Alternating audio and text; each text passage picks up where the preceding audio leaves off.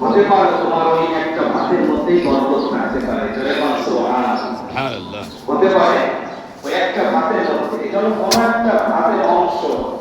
ভাত যদি করে দেয়, এটা উঠিয়ে খাওয়া, ধুয়ে মুছে খাওয়া, এটা নবীজির একটা সুন্নাত। কেন? ওইটার মধ্যেই তোমাদের জন্য বরকত থাকতে পারে। পুরো খাবারের মধ্যে বরকত নাও থাকতে পারে, ওই একটা দানার মধ্যেও যিনি বরকত দিতে পারেন তিনি কে? আল্লাহ। ওই একটা খাদ্যের মধ্যে বরকত দিতে পারেন। এজন্য ওনারা চিন্তা করলেন এই খাবারটা আমরা নিয়ে যাব, খাবারটা আমরা নষ্ট করব, এটা না হয়ে এই খাবারটা আমরা রাসূলের কাছে পাঠিয়ে দিই এবং এই খাবারটা রাসূল অন্যদের মধ্যে বিতরণ করবেন, খাবারটা নষ্ট হবে না। এবার আবার দুইজনকে পাঠানো হলো, যাও রাসূলের দরবারে খাবার নিয়ে যাও। আবার দুইজন খাবার নিয়ে যখন রাসূলের দরবারে হাজির হয়েছে, আল্লাহর হাবিবকে সালাম দিয়ে বলেছে, ইয়া রাসূলুল্লাহ, আপনি আমাদের কাছে খাবার পাঠিয়েছিলেন, এই খাবারটা বেশি হয়েছে, বেঁচে গিয়েছে, এটা আপনি অন্যদের মাঝে বিতরণ করেন। এর খাবার আমি তো জানি না, আমি তো তোমাদের কোনো খাবার পাঠাই নাই। ওই লোক দুইটা বলেছে, পুরো ঘটনাটা খুলে বলে, আমাদের মুখপাত্র একজন আপনাদের কাছে, আপনার কাছে পাঠিয়েছিলাম, আমাদের কাছে কোনো খাবার ছিল না, পানিও ছিল না। আমরা ইয়ামেন থেকে এসেছি, মদিনার মধ্যে প্রবেশ করার সাথে সাথে আমাদের খাবারগুলো শেষ হয়ে গিয়েছে। আপনার দরবারে পাঠিয়েছিলাম, আপনি মনে করেছি আপনি আমাদেরকে খাবার দিয়েছেন। আল্লাহর হাবিব বলেন, এমন কোন ব্যক্তি তো আমার কাছে আসে নাই, আমি তো কারোর কাছে খাবারও দেই নাই। তবে তোমরা যে খাবারটা খেয়েছো, তোমাদের কাছে যে খাবারটা গিয়েছে, এটা সাধারণ কোনো খাবার না হয়, এটা দুনিয়ার কেউ তোমাদের কাছে খাবার দেয় নাই। এই খাবারটা তিনি দিয়েছেন যিনি আমার এবং তোমাদের রিজিকের দায়িত্ব নিয়েছেন, আল্লাহ। তিনি তোমাদের কাছে খাবার দিয়েছেন, এটা আমি দেই নাই। তার মানে এটা সাধারণ কোনো খাবার নাই, এটা মান্না সালওয়া, এটা আসমান থেকে খাবার এসেছে। তার প্রমাণ কি? তার প্রমাণ আল্লাহর হাবিব বলেছেন, মুসা আলাইহিস সালামের সম্প্রদায় বনি ইসরাঈলকে আল্লাহ তাআলা 40 বছর যাবত আসমান থেকে সরাসরি খাবার দিয়েছেন। চিল্লায়ে এখন সুবহানাল্লাহ।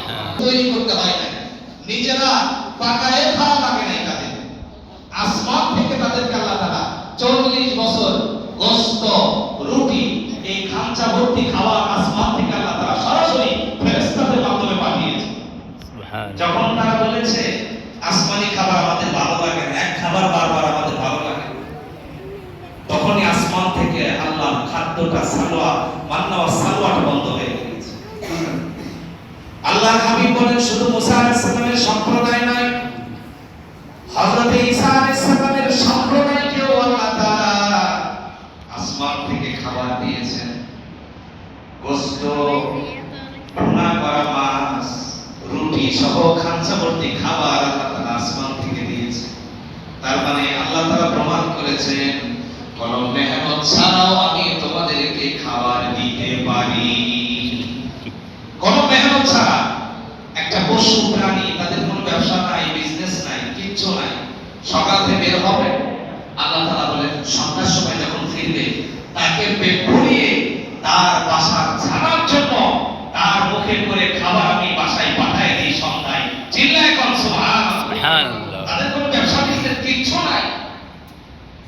এজন্য তাদের যদি খাবার দিতে পারে, আমরা মানুষ, আল্লাহ শ্রেষ্ঠ মাখলুক, আশরাফুল মাখলুকাত, আমার কি খাবার দিবেন না আল্লাহ তাআলা? দিবেন, ইনশাআল্লাহ দিবেন, অবশ্যই আল্লাহ তাআলা দিবেন। এজন্য রিজিকের দায়িত্ব আল্লাহ হাবিব বলেন, রিজিকের দায়িত্ব যে আল্লাহ তাআলা নিয়েছেন, তার প্রমাণ আল্লাহ তাআলা যুগে যুগে দিয়েছেন। কিন্তু এটা আল্লাহ তাআলার নিজাম নয়, এটা আল্লাহ তাআলার নিয়ম নয় যে আল্লাহ তাআলা এইভাবে করে খাবার দিবেন। আল্লাহ তাআলা পৃথিবীতে অসংখ্য অগণিত কর্মসংস্থার ব্যবস্থা করেছেন। উদ্দেশ্য কি?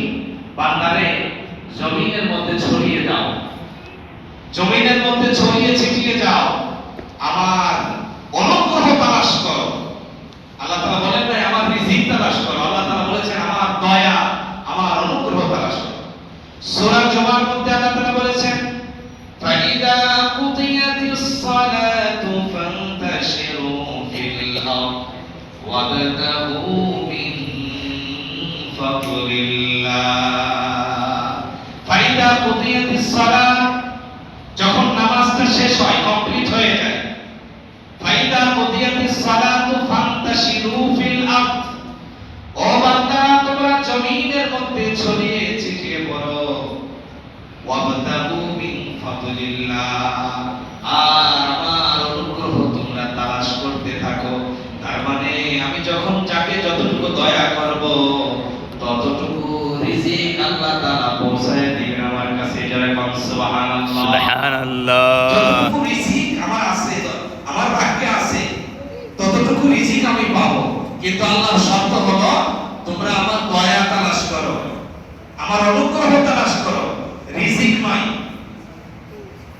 কিন্তু নামাজ কমপ্লিট করার পরে, নামাজ শেষ হওয়ার পরে জমিনে ছড়িয়ে পড়ো। আমাদের সিস্টেম হলো জমিনে ছড়িয়ে পড়ি রিজিক তালাশের উদ্দেশ্যে, আল্লাহর দয়া তালাশের উদ্দেশ্যে ছড়িয়ে পড়ি আল্লাহর ইবাদত ছাড়া। অথচ আল্লাহ তাআলা বলেন রিজিক দেওয়ার মালিক একজন, তিনি কে? আল্লাহ। তো আল্লাহ তাআলা যদি রিজিক দেওয়ার মালিক হন, তো এই মালিককে মাইনাস করে যদি আমি রিজিক তালাশ করি, তাহলে ওই রিজিককে আমার জন্য রিজকুন হালাল হবে না রিজকুন হারাম হবে? রিজকুন হারাম হবে। হারাম হয়ে যাবে। এজন্য বৈধ পন্থা, অর্থাৎ আল্লাহর ইবাদত করার পরে তারপরে আমার রিজিক অন্বেষণ করতে হবে, তালাশ করতে হবে। তাহলে রিজিকটা আল্লাহ তাআলা বরকত দিবেন, অল্প হইলেও